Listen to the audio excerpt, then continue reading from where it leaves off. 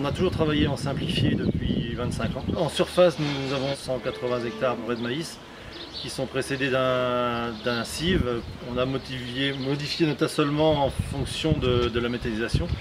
Et on fait appel, donc on délègue beaucoup de travaux au ETA et ECUMA du secteur, notamment pour tout ce qui est épandage, semis, récolte, et qui sont vraiment des gros postes, surtout depuis la méthanisation. Donc on a, comme beaucoup de méthaniseurs, beaucoup de surface à récolter, de cives, et suivi d'épandage et de travail du sol pour implanter le maïs pour les animaux.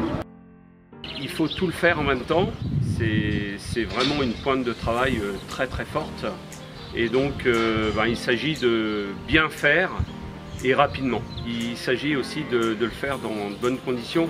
La météo est toujours un peu capricieuse, mais malgré tout, quand même, il faut essayer de rationaliser toutes ces opérations.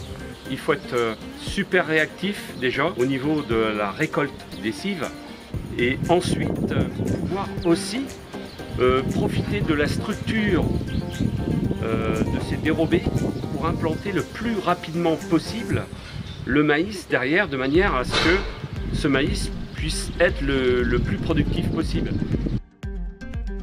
On a apporté un strip tiller, donc 8 rangs qui vient du nord de l'Allemagne.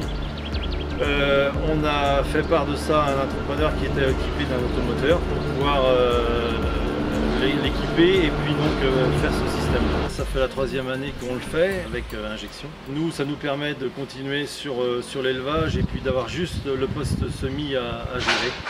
Avant, il nous fallait, si on compte du démarrage entre les premiers épandages, le travail du sol plus le semis, ça s'étalait sur pratiquement 3 mois, donc dont un bon mois largement de semis. Et maintenant ça nous prend 1 semaine d'épandage et puis 2 semaines de semis à tout casser, sachant qu'on a un petit décalage entre le moment où c'est épandu et le moment de semis. Et notamment parce qu'on a de l'élevage à côté et que des fois ça nous perturbe notre planning. Avant de faire ce système-là, on passait 2 à 3 fois plus de temps que maintenant. Et ça posait un problème sur les semis de maïs et donc du stade de récolte qui était compliqué à optimiser parce que les dates de semis étaient trop étalées dans le temps.